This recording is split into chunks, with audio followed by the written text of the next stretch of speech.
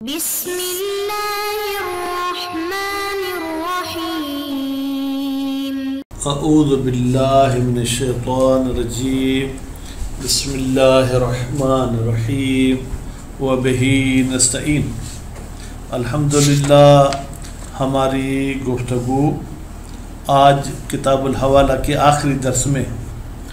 اب یہ چھوٹے چھوٹے کتابیں ہیں، ان کو کتاب کا نام تو دینا ہی چاہیے، ویسے تو باب کا نام عام کتابوں میں دیا جاتا ہے، لیکن لمعہ میں ان کو کتاب کا نام دیا گیا ہے۔ تو حوالہ کی تعریف آپ نے پڑھی، حوالہ کے جو مین ارکان ہیں ان کے نام بھی آپ نے سنے، اور پھر حوالہ کے احکام بھی آپ نے کافی سارے پڑھے۔ آج جو فرمانا چاہتے ہیں کہ یہ جو ہم نے کہا تھا دین اور جس کا حوالہ دے رہے ہیں اس کی جنس الگ الگ بھی تو ہو سکتی ہے، اس میں شیخ توسی صاحب نے اعتراض کیا تھا۔ ہم نے کہا کہ بھائی اس معاملے میں جب محال علیہ کو رضایت کو ہم شرط مانتے ہیں تو اس کی طرف میری گندم تھی، میں کہتا ہوں بھائی اس کو چاول دے دینا، اور راضی بھی ہے، تو اس میں ہمیں کوئی اعتراض نہیں ہونا چاہیے۔ خوب، تو مزید ہم یہ 3-4 لائنیں تو عبارت میں ہی پڑھیں گے کہ کیا کہنا چاہتا ہے، اس کے بعد پھر آگے ہم دیکھتے ہیں کہ اگر محال علیہ نے وہ رقم ادا کر دی تو کیا وہ محیل پر رجوع کر سکتا ہے یا محیل پر رجوع نہیں کر سکتا۔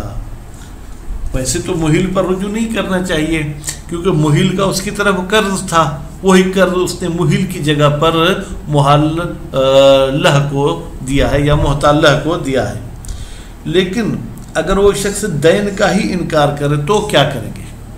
فرماتے ہیں کہ یہاں پر اصل یہ ہے کہ قرض نہیں ہونا چاہیے، اور ظاہر یہ ہے کہ بھائی حوالہ دیا ہے یعنی اس کی طرف قرض تھا۔ اب اصالت عدم القرض یا اصالت عدم الدین اور ظاہر الدین آپس میں تعارض کرتے ہیں، تو یہاں کس کو ترجیح دی جائے گی؟ فرماتے ہیں کہ یہاں ظاہراً اصل کو جو ہے کہ ترجیح دینی چاہیے۔ جب ہم اصل کو ترجیح دیں گے تو پھر کیا کریں گے کہ بھائی تمہیں قرضہ نہیں ملے گا، تمہیں محیل کچھ بھی نہیں دے گا۔ لیکن یہ ایسا مورد ہے کہ جہاں پر ہم کہتے ہیں کہ اصل اور ظاہر جب تعارض کرتے ہیں تو پھر اس میں محال علیہ کو ہم کہیں گے کہ تم قسم اٹھاؤ۔ کس چیز کی قسم اٹھاؤ؟ کہ تم بری تھے دین محیل سے۔ اگر وہ بری تھا تو پھر تو رجوع کرے گا، محیل کو کہے گا میں نے اتنے پیسے فلاں کو دیے ہیں حوالے میں یا ضمانت کے حوالے سے، لہذا تم جو ہے کیا ہے مجھے اتنے پیسے واپس کرو۔ پھر بعض علماء نے کہا کہ اس نے آیا ضمانت کا لفظ استعمال کیا تھا اس حوالے دینے میں یا حوالہ کا لفظ، کیونکہ ضمان بھی حوالہ کی معنی میں استعمال ہوتا ہے۔ اگر ضمان کا لفظ استعمال کیا تھا تو یہ محیل کی طرف رجوع کر سکتا ہے، اتنے پیسے لے سکتا ہے، اور اگر اس نے جو ہے کیا ہے حوالت کا لفظ استعمال کیا تھا تو پھر یہ محیل کی طرف رجوع نہیں کر سکتا ہے۔ تو جیسے کہ عادت ہے بزرگان کی کہ وہ جب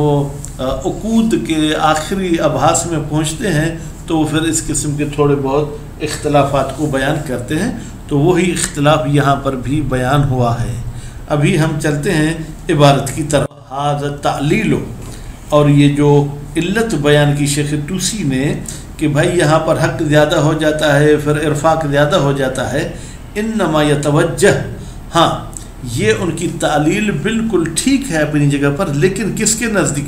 علی مذہب من، اس عالم دین کے نظریے کے مطابق، یجعل الضمانہ، جو قرار دیتا ہے ضمانت کو ضم ذمۃ الی ذمۃ، کہ ایک ذمہ دوسرے ذمے میں ضم ہو جائے، فیتخیر حینئذ، پھر اس محتال کو اختیار ہے اس صورتحال میں جب ضم ہو گیا فی مطالبت کل منہما،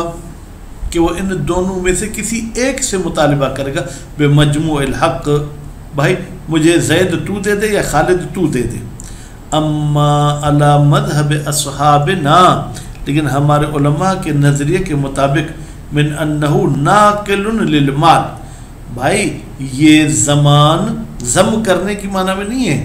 کہ کہ ہم ایک ذمے کو دوسرے ذمے میں ضم کرتے ہیں، بلکہ یہ نقل کرتا ہے مال کو من ذمت المحیل، محیل کے ذمے سے الی ذمت المحال علیہ، محال علیہ کے ذمے کی طرف، فلا ارتفاق، پھر تو کسی قسم کی اس میں کوئی آسانی اور کسی قسم کی جو ہے کیا ہے کوئی جو ہے کیا ہے کم و زیادتی نہیں ہے، بل غایت ہو، بلکہ زیادہ سے زیادہ جو ہم کہہ سکتے ہیں کہ اس زمان کا مقصد ہے وہ یہ ہے انتقال و ما علی کل منہما، کہ منتقل ہو جائے ما وہ حق جو ان دونوں میں سے ہر ایک پر تھا، الی ذمت صاحب، میرا حق اس کی طرف، اس کا حق میری طرف، فیبقى الامر کما کان، پھر بات تو وہی رہے گی کہ حق جتنا ہی حق دیا جائے گا، دونوں پر جو ہے کیا ہے لازم نہیں ہوگا کہ وہ حق ادا کریں، وہ یا اگر دیں گے تو بھی دونوں میں سے کوئی ایک دے گا، وہ تسلیم ہی، کہتے ہیں کہ اگر ہم تسلیم کریں ارتفاق کو، لا یصلح للمانعیت، پھر بھی یہ مانع ہونے کی صلاحیت نہیں رکھتا، لأن مطلق الارتفاق، اس لیے کہ ہر ارتفاق بہا جناب اس حوالے کے ذریعے غیر مانع اجماع، وہ مانع نہیں ہے، اس پہ اجماع ہے، کما لو احالہ، کوئی مثال دے دیں، جیسے محیل حوالہ دیتا ہے محتال کو، الا ایک ایسے شخص پر، املا جو زیادہ پیسے والا ہے، من ہو اس محیل سے، تو اس سے تو قرض حاصل کرنا آسان ہوتا ہے، یہ ارتفاق ہے، لیکن اس ارتفاق کو جو ہے کیا ہے سب کہتے ہیں ٹھیک ہے، اس میں کوئی حرج نہیں ہے، وہ احسن وفان، اور وہ جو دوسرا شخص جس پہ حوالہ دیا جا رہا ہے وہ قرض کے ادائیگی میں محیل سے بھی بہتر ہے، وَلَوْ أَدَّ الْمُحَالُ عَلَيْهِ، اگر رقم ادا کر دی محال علیہ نے، خوب، تو پھر کیا ہوا، وَطَلَبَ رُجُوعَ، اس نے طلب کیا کہ میں رجوع کروں گا، بما ادا ہو، اس رقم کا جو میں ادا کر چکا ہوں، علی المحیل، علی المحیل جار مجرور، اس کا تعلق ہوگا رجوع کے ساتھ، اس نے رجوع کیا محیل پر، بھائی محیل پر کیوں رجوع کیا، فرماتے ہیں لِإِنْكَارِ ہی، اس لیے کہ محال علیہ انکار کرتا ہے، الدین، کہتے ہیں کہ میں نے تو آپ سے کوئی قرضہ وغیرہ نہیں لیا تھا، جب وہ انکار کرتا ہے تو پھر اس لیے میں نے تو آپ کی عزت رکھی، آپ کی لاج رکھی، اس لیے میں نے آپ کے جو ہے کیا ہے محتال کو پیسے دے دیے، وَزَعَمَهُ، زعمہو کی فاعل کون ہے، مفعول کون ہے، فرماتے ہیں کہ وزعمہو یعنی محال علیہ نے گمان کیا تھا جناب، یا وزعمہو، چلیں زعمہ کو چھوڑ دیں، مصدر، وزعمہو ان الحوالۃ علی البری، اس نے گمان کیا تھا کہ یہ حوالہ بری پر دیا گیا ہے، بنا ان، یہ بنا رکھتے ہوئے، علی جواز الحوالۃ علی البری، علیہ کی ضمیر بری کی طرف جائے گی کہ بری کی طرف حوالہ دیا جا سکتا ہے، ودعاہ المحیل، اور محیل دعویٰ کرتا ہے دین کی، ودعاہ کی ضمیر جائے گی دین کی طرف، تعارض الاصل، تو یہاں پر اصل تعارض رکھتی ہے، اصل کیا ہے، عدم قرض، یا اصل عدم اشتغال ذمہ محال علیہ، ٹھیک ہے، تو یہ ہے وہ ہوا، پھر کہتے ہیں اصل کیا ہے، براءۃ ذمۃ المحال علیہ، کہ محال علیہ کا ذمہ بری ہے، من دین المحیل، محیل کے قرض سے، خوب، تو اصل یہی ہے، وظاہر، اور ظاہر کیا ہے، خوب جناب فرماتے تعارض الاصل و ظاہر، ظاہر کو مرفوع کر کے پڑھنا ہے، وہ ہوا، وہ ظاہر کیا ہے، کونہ مشغول ذمت، خوب مشغول کو منصوب پڑھیں گے، بھائی کونہ کی ضمیر کہاں جائے گی، محال علیہ، یعنی محال علیہ مشغول ذمہ تھا، اس لیے تو حوالہ دیا گیا، ظاہر، اس لیے کہ ظاہر مطلب اور ظاہر جو یوں سمجھے ماحول ہے، انہو لولا اشتغال ذمت ہی، انہو شان یہ ہے، اگر محال علیہ کا ذمہ مشغول نہ ہوتا، لما احیل علیہ، تو اس پر حوالہ نہیں دیا جاتا، والاول وهو الاصل، فرماتے اب دو چیزیں ہم نے بیان کی نا، کہ دو چیزوں میں تعارض ہے، ایک اصل دوسرا ظاہر، اول سے مراد اصل، ارجح من ثانی، وہ زیادہ ترجیح رکھتا ہے ثانی ظاہر پر، حیث یتعارضان غالباً، جب ان دونوں کے درمیان اکثر جو ہے ٹکر ہوتا ہے، وَإِنَّمَا يَتَخَلَّفُ فِي مَوَاضِعٍ نَادِرَةٍ، ہاں بہت سے کم موارد میں ظاہر کو اصل پر ترجیح دی جاتی ہے، عموماً جو ہے کیا ہے اصل کو ہی ترجیح دی جاتی ہے، وَيَحْلِفُ الْمُحَالُ عَلَيْهِ، تو تو یہاں پر محال علیہ قسم کھائے گا یا قسم اٹھائے گا کس بات پر؟ علی انہ بریء من دین المحیل، کہ بھائی میں محیل کے قرض سے بری ہوں۔ جب قسم اٹھا لی تو پھر کیا ہوگا؟ وَيَرْجَعُ عَلَيْهِ بِمَا غَرَمَ، اور یہ محال علیہ رجوع کرے گا علیہ محیل پر، بما غرم جو رقم ادا کر چکا ہے، جو محتال کو دے چکا ہے۔ سواء کان العقد الواقع بینہما،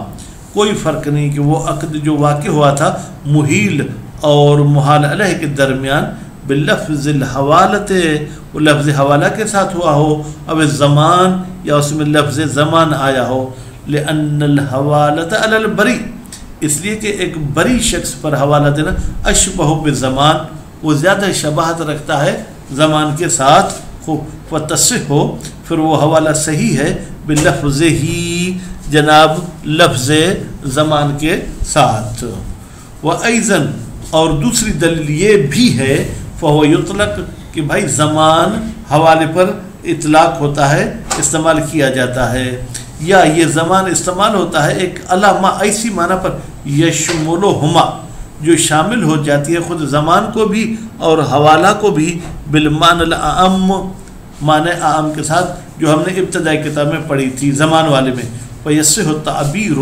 بس صحیح ہے تعبیر کرنا جناب اس زمان کے ذریعے، انہا اس حوالے کی۔ وَيُحْتَمَلُ الْفَرْقُ، اور احتمال ہے کہ فرق ہو کس میں؟ بین الصیغتین، ان دونوں سیغوں کے درمیان۔ فَيُقْبَلْ مَعَ تَعْبِيرِ بِزَمَان، بس قبول کی جائے گی محال علیہ کی بات کہ اس پر قرض نہیں ہے، جب زمان کی تعبیر ہو، لیکن دون الحوالت، حوالہ والے لفظ میں اس کی بات نہیں مانی جائے گی، عملاً بظاہر، عمل کرتے ہوئے کہ حوالے کا ظہور اسی میں کہ تم مقروض ہو۔ وَلَوْ اشْتَرَطْنَا فِي الْحَوَالَةِ، لیکن اگر ہم نے شرط لگائی حوالہ میں کس چیز کی؟ اشتغال ذمت المحال علیہ، کہ محال علیہ کا ذمہ مشغول ہو بمثل الحق، بھائی جیسا اس کی طرف حوالہ دیا جا رہا ہے، تعارض اصل الصحت والبراءت، تو یہاں پر تعارض ہوگا صحت حوالہ میں اور تعارض ہوگا اس میں کہ یہ شخص بری و ذمہ تھا، فیتساقطان، تو پھر اصل صحت اور اصل براءت دونوں ساکت ہو جائیں گی، ویبقى مع المحال علیہ، اور باقی رہے گا محال علیہ کے ساتھ اداء دین المحیل، اگر اس نے ادا کیا ہے محیل کا قرض باذن ہی، اس کے اذن کے ساتھ، فیرجع علیہ، تو پھر محال علیہ رجوع کرے گا اس محیل پر۔ ولا یمنع وقوع الاذن فی ضمن الحوالۃ الباطلۃ، کہتے ہیں کہ اور مانے نہیں ہے کہ یہ اذن واقع ہوئی ہے ایک ایسے حوالے کے ضمن میں جو کہ باطل ہے، المقتضی بطلانہا، خوب یہ وقوع اذن تقاضا کرتا ہے جو کہ ضمن حوالہ میں کہ وہ باطل ہے، لبطلان تابعہا، اس لیے کہ جب وہ حوالہ باطل تو اذن بھی باطل، کہتے نہیں اذن پھر بھی اپنی جگہ پہ کام کرے گا، لاتفاقہما، اس لیے کہ محال اور محیل اور محال علیہ دونوں متفق ہیں علی الاذن، اذن پر۔ وانما اختلفا فی امر آخر، باقی ان کا اختلاف ایک اور بات میں ہے کہ بھائی دین تھا یا دین نہیں تھا۔ فاذا لم یثبت، پس جب وہ امر آخر ثابت نہیں ہوا، یعنی دین فرض کرنا ثابت نہیں ہوا، یبقى متفقا علیہ، تو بھی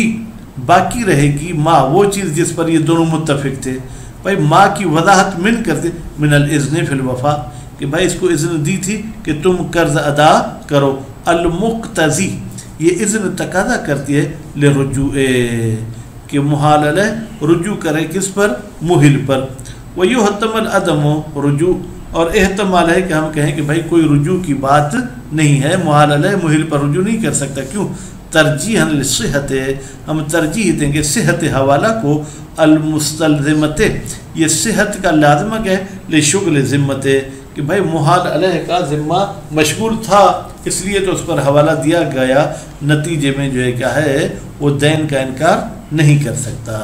الحمدللہ کہ ہماری یہ کتاب آج پوری ہوئی، کل انشاءاللہ کفالہ شروع کریں گے بشرط زندگی۔ صلی اللہ علیہ محمد و آل محمد۔